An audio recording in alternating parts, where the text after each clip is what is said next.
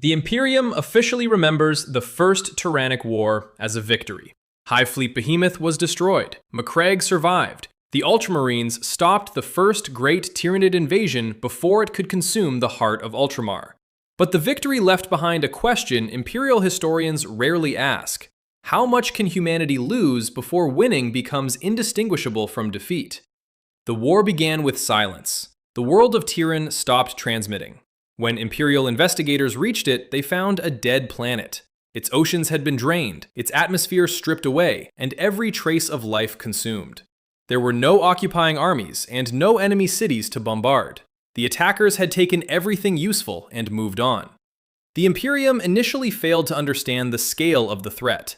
Tyranid ships were living organisms. Their weapons were biological. Their armies did not require factories, civilian populations, or conventional supply lines. Every creature existed only to serve the hive mind. When Hive Fleet Behemoth advanced toward Ultramar, the Ultramarines prepared to defend their realm as they had against countless previous enemies. They quickly discovered that the Tyranids did not fight like anything humanity had faced before. Every dead organism could be replaced. Every failed attack taught the hive mind something new. If Imperial guns destroyed one type of creature, the next wave might arrive with thicker armor or a different method of attack. The loss of Prandium revealed what failure truly meant. The planet was not merely conquered. Its population, wildlife, oceans, and atmosphere were consumed. Nothing remained to reclaim. There would be no liberation campaign and no survivors waiting beneath ruined cities. Prandium had ceased to be a living world. The final battles came at Macragge. In orbit, the Imperial Navy fought living vessels capable of healing damage and releasing swarms into space. On the surface, Tyranid creatures attacked fortresses, mountain passes, and polar defense stations in numbers that seemed impossible.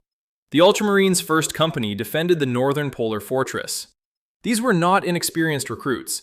They were the chapter's finest veterans, warriors who had survived centuries of war and carried knowledge that could not be replaced quickly. They fought until every one of them was dead. When Imperial forces finally reached the position, they found no survivors. The First Company had been erased, leaving the Ultramarines without an entire generation of their most experienced warriors. Hive Fleet Behemoth was ultimately destroyed, but only after fleets were shattered, worlds were consumed, and the defenders of Macragge paid a price that weakened the chapter for decades. The Imperium celebrated because the Tyranids had been stopped. Then new hive fleets appeared. Kraken followed. Leviathan followed. Each invasion proved that Behemoth had not been the enemy's full strength. It had been only the first major tendril reaching into the galaxy.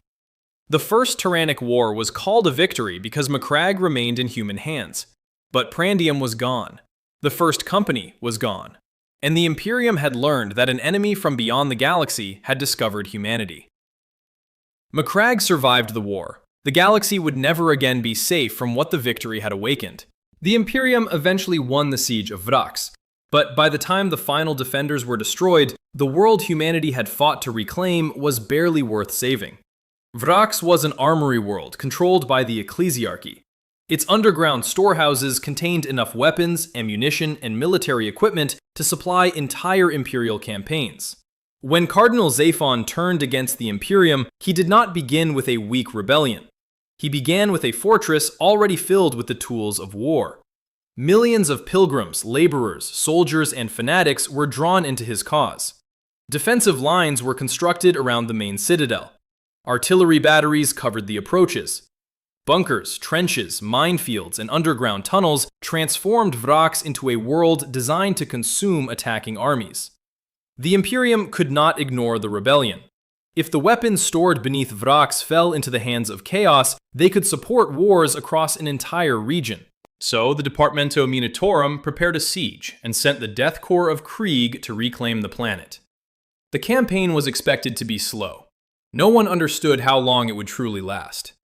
The Death Corps advanced through kilometers of trenches under constant artillery fire. Individual defensive lines required months of bombardment before infantry could approach them. When one bunker fell, another waited behind it. When Imperial troops captured ground, counterattacks often forced them to fight for the same position again. Soldiers died by the thousands for hills, roads, and sections of trench that had almost no value outside the immediate battle. The defenders also changed. What began as a human rebellion attracted darker allies. Chaos Space Marines entered the war. Demonic influence spread through the fortress. Rival traitor factions brought their own warriors, ambitions, and forbidden weapons to Vraks. The Imperium was no longer besieging ordinary rebels. It was fighting a growing chaos stronghold. Space Marines, Titans, aircraft, and specialized Imperial forces were pulled into the campaign. Each escalation made victory possible, but it also increased the cost. Engines that could have defended other worlds were destroyed in mud and fire. Experienced troops vanished inside assaults planned around acceptable casualty figures rather than survival. Vraks became a machine that converted Imperial manpower into meters of ruined ground. When the outer defenses finally collapsed, the war continued beneath the surface. Tunnels had to be cleared chamber by chamber. Plague, mutation, and demonic corruption made captured territory dangerous even after the enemy had withdrawn. The Imperium ultimately broke the rebellion. The traitors were scattered, the fortress fell. Vraks returned to Imperial control. But the armory world had been devastated. Its population was dead, displaced, corrupted, or condemned. Its infrastructure was shattered. Its surface had become a poisoned landscape of craters, wreckage, chemical contamination, and mass graves.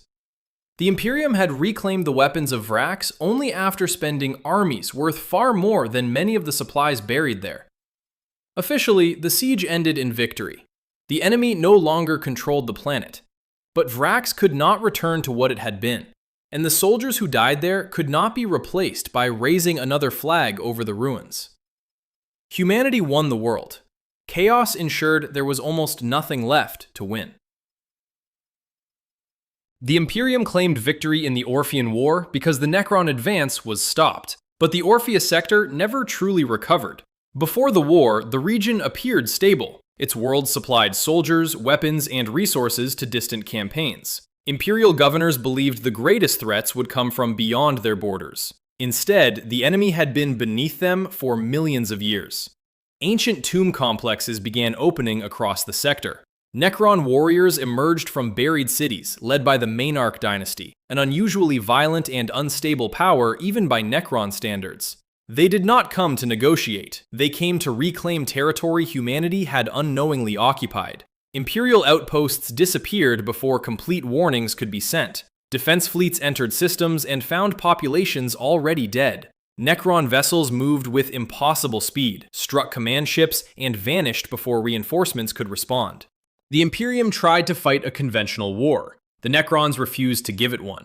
Destroyed warriors repaired themselves or vanished back to their tombs. Monoliths opened portals behind Imperial lines. Gauss weapons stripped tanks, fortifications, and soldiers apart layer by layer. Even successful attacks achieved little. An Imperial regiment could capture a city, only to discover that the Necrons had withdrawn deliberately. Minutes later, portals would open around the survivors, trapping them inside a prepared killing ground. The war eventually centered on Amara Prime. The Imperium gathered everything it could: Astra Militarum regiments, Imperial Navy squadrons, Space Marines, Titans, and local defense forces. If Amara fell, resistance across the surrounding sector could collapse. The battle became a massacre. Human armies fought through ruined cities, while Necron machines advanced without fear, exhaustion, or hesitation. Tanks disappeared beneath concentrated fire. Reinforcements were destroyed before they could organize. Entire defensive lines vanished in hours. The Imperium eventually slowed the Maynarch advance, but it did not restore what had been lost. Too many worlds had been destroyed. Too many fleets had been shattered. Entire systems were abandoned because no commander could prove that the tombs beneath them were truly inactive. The victory also revealed a deeper problem. The Imperium could not know where the next tomb world was hidden. A productive mining colony, a fortress planet, or a loyal civilized world could contain millions of sleeping warriors beneath its surface. Humanity had built cities, raised armies, and declared ownership over territory that belonged to an older empire. The Orphean War ended without the total destruction of the Maynarch dynasty. The Necrons were forced back, but they were not conquered. Their tombs remained. Their rulers survived. Their claim over the sector did not disappear. Officially, the Imperium had defended Orpheus. In reality, it had lost worlds, fleets, and armies merely to delay an enemy that could awaken again. Humanity kept part of the sector, but it could never again believe that the ground beneath it was truly secure. The Imperium won the Badab War. It reclaimed the rebellious worlds, shattered the astral claws, and drove their master into the maelstrom. But the victory created one of the most dangerous Chaos warlords in the galaxy. Looked Huron had once been a loyal Space Marine commander. As chapter master of the Astral Claws and ruler of the Badab sector, he was responsible for defending a region constantly threatened by pirates, Xenos raiders, and horrors emerging from the maelstrom. Huron believed the Imperium had abandoned the sector. Reinforcements arrived too slowly. Administrators demanded resources while offering little protection. Huron wanted more ships, more warriors, and greater authority to finish the war around the maelstrom permanently. When Terra refused, he began taking what he needed. The Astral Claws withheld the sector's tides, expanded their military strength, and absorbed local forces into Huron's growing domain. Imperial officials sent to investigate were delayed, threatened, or attacked. What began as a dispute over authority became open rebellion. Several Space Marine chapters joined Huron, believing his cause was justified. The Mantis Warriors, Executioners, and Lamenters fought beside the Astral Claws, while Loyalist chapters were sent to restore Imperial control. The Badab sector became the site of a Space Marine civil war. This was not a rebellion led by poorly trained militia. Both sides possessed genetically enhanced warriors, powerful fleets, ancient warships, and commanders with centuries of experience. Every engagement destroyed equipment and veterans the Imperium could not easily replace. Brother fought brother over fortress worlds and void stations. Entire companies vanished during boarding actions. Ships carrying irreplaceable relics were reduced to wreckage. Chapters that had defended humanity for thousands of years were weakened because imperial bureaucracy had allowed a political dispute to become a war. The official background still identifies the conflict as one of the most significant Space Marine rebellions and the origin of Huron's Red Corsairs. The Loyalists eventually reached Badab itself. Huron's defenses collapsed under overwhelming force, and the Astral Claws were nearly destroyed. During the final siege, Huron was struck by a melta-weapon and horribly wounded. Much of his body was burned away, and the Imperium believed the Tyrant of Badab was finished. He survived. His remaining followers carried him into the Maelstrom, where damaged armor, machinery, and dark medicine rebuilt what the siege had destroyed. Luft Huron became Huron Blackheart, master of the Red Corsairs.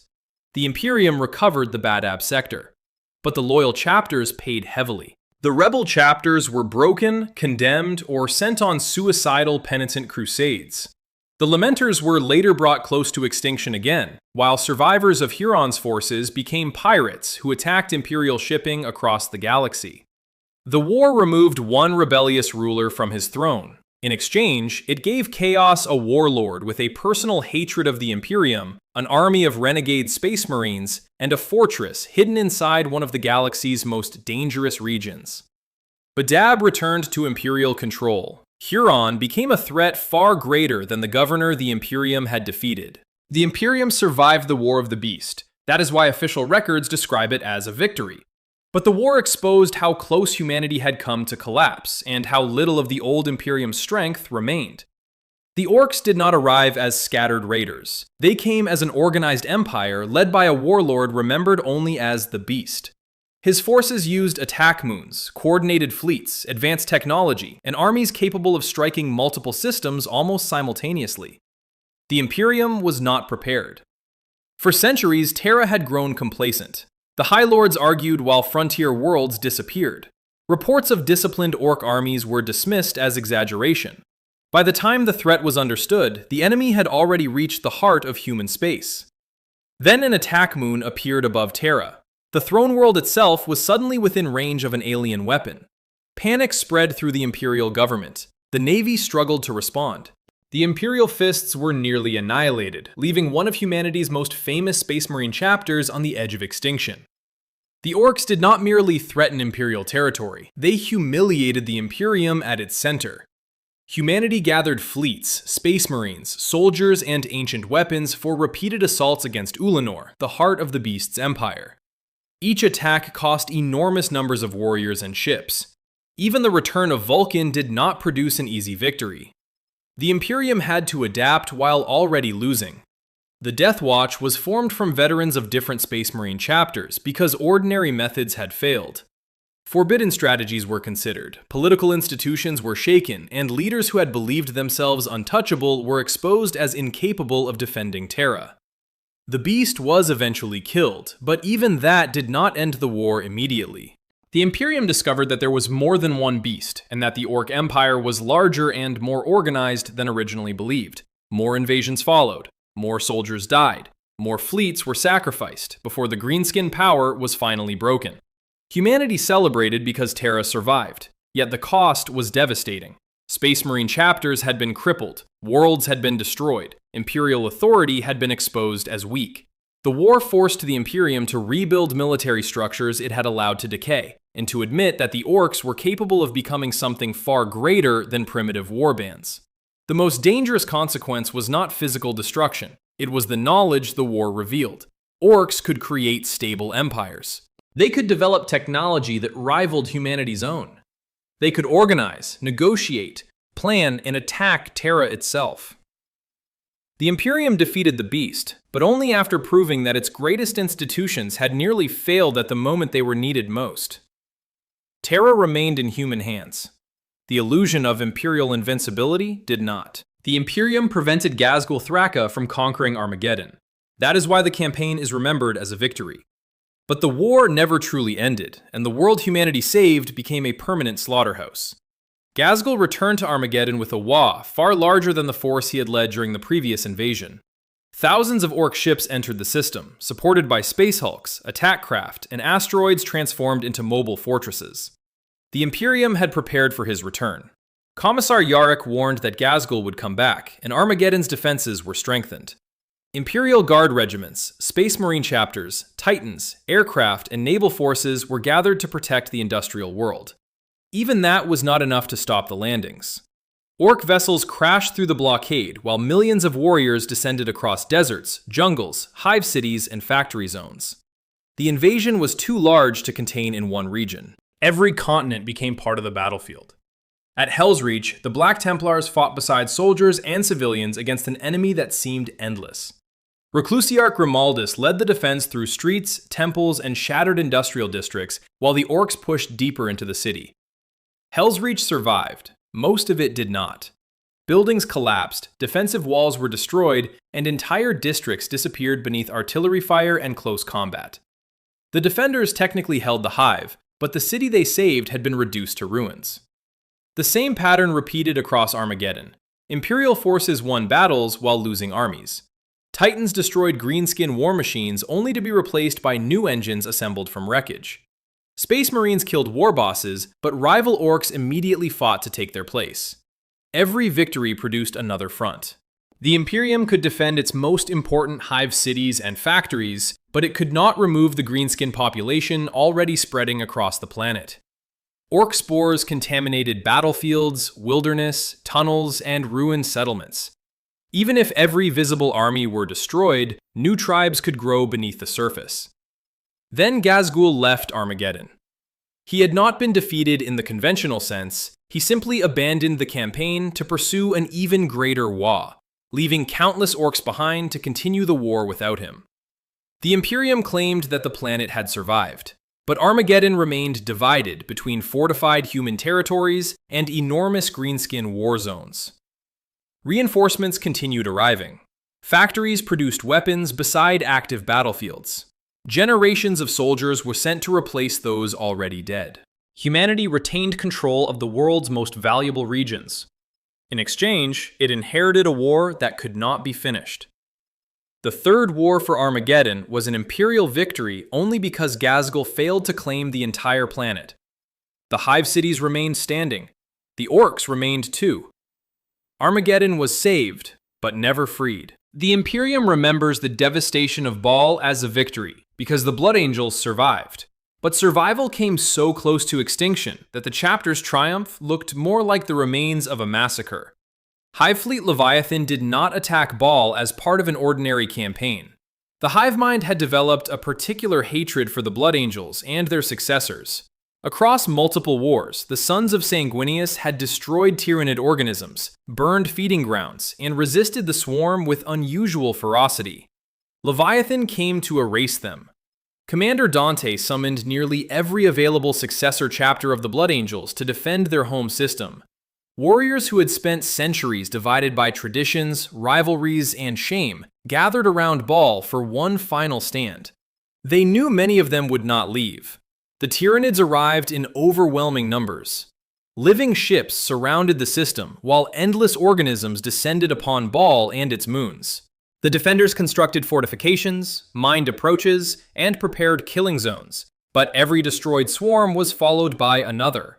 The hive mind could afford losses the Space Marines could not.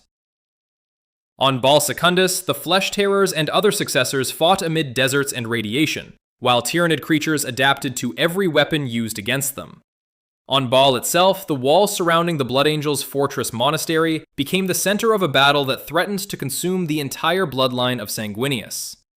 The defenders killed millions. It was not enough. Ammunition disappeared faster than it could be distributed. Defensive positions collapsed. Ancient relics were brought into battle because there might be no future in which to protect them.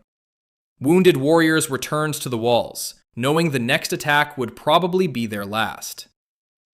Then the Great Rift tore across the galaxy. Warp storms disrupted the hive mind and shattered the unity of the Tyranid assault. Demonic forces appeared in the region, attacking the swarm for reasons of their own. Finally, Guilliman's Indomitus Crusade reached Baal with reinforcements and the new Primaris Space Marines. The surviving Tyranids were driven back. Baal remained in Imperial hands.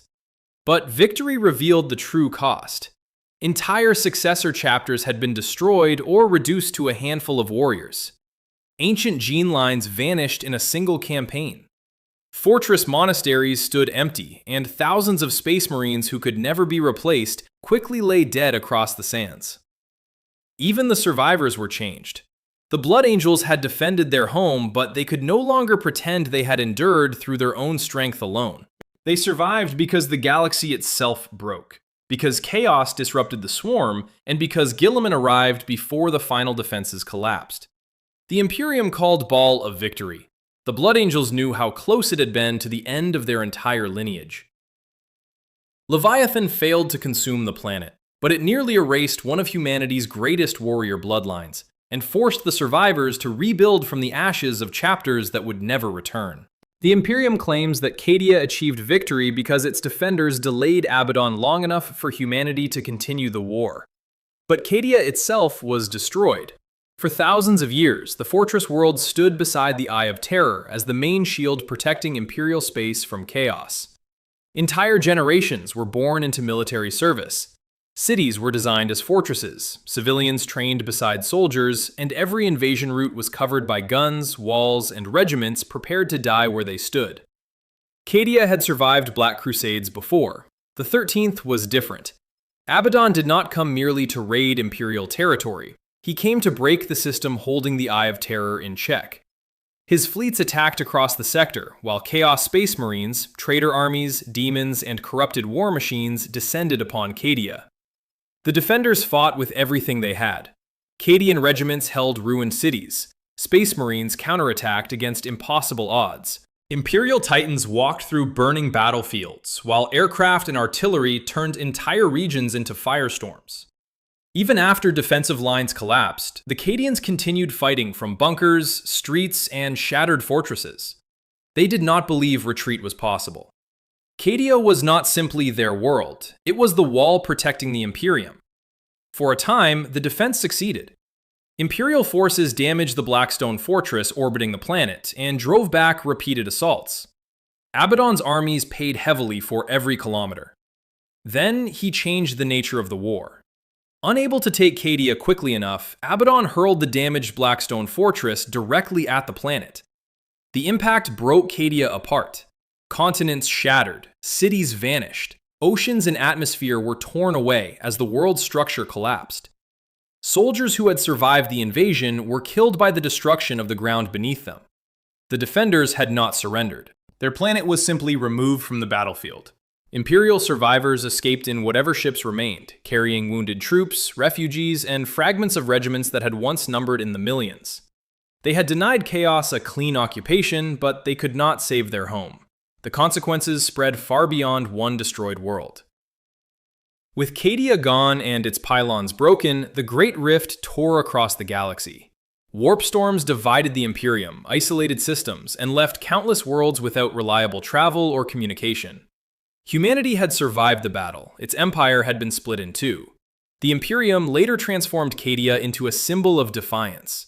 The phrase that the planet broke before the Guard did became proof that the Defenders had never been defeated in spirit. But symbols do not replace worlds. Cadia's fortresses were gone. Its population was scattered. Its strategic position could not be restored by courage alone. The Defenders won the right to say they never surrendered. Abaddon still achieved the destruction he came for. Cadia stands as one of the Imperium's greatest victories because its soldiers fought until there was no planet left beneath them. It is also proof that sometimes courage can preserve honor while failing to preserve everything else.